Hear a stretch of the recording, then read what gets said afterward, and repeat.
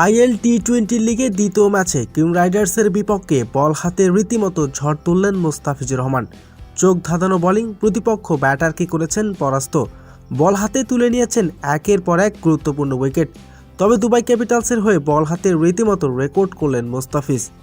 দর্শক, এসবের বিস্তারিত থাকছে ভিডিওর প্রতিবেদনে। দর্শক, আজ কিং রাইডার্সের বিপক্ষে খেলতে নেমেছে মোস্তাফিজুর রহমানের দল দুবাই ক্যাপিটালস। তবে শুরুতে টস জিতে আগে ব্যাটিং করার সিদ্ধান্ত নেন মোস্তাফিজুরের দল। তার আগে ব্যাটিং করতে নেমে শুরুটা খারাপ করলেও শেষ দিকে পাওয়ালের দুর্দান্ত ঝোড়ো ব্যাটিং, তার 96 রানের দুর্দান্ত ইনিংস ভর করে এদিন নির্ধারিত 20 ওভার শেষে 4 উইকেট হারিয়ে 186 রান করেন দুবাই ক্যাপিটালস। তবে সেই লক্ষ্যে তাড়া করতে নামেন কিং রাইডার্স। তবে শুরুতেই উইকেটের আঘাত দেন ওলিয়া।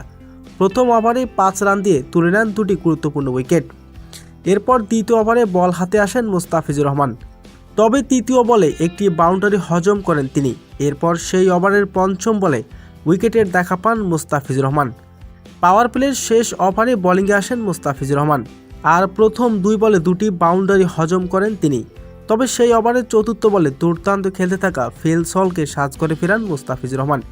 এরপর তৃতীয় ওভারে খরচ করেন মাত্র 6 রান, পাননি কোনো উইকেটের দেখা। সব মিলিয়ে 3 ওভার বোলিং করার সুযোগ পান মোস্তাফিজুর রহমান। 22 রান খরচ করেছেন, নিয়েছেন দুটি গুরুত্বপূর্ণ উইকেট। আর মোস্তাফিজুর রহমানের দুর্দান্ত বোলিং। তবে এদিন 15 ওভারে 103 রানে অল আউট হয়ে যায় কিং রাইডার্স, আর 83 রানের বড় সহজ জয়ের দেখা পায় দুবাই ক্যাপিটালস।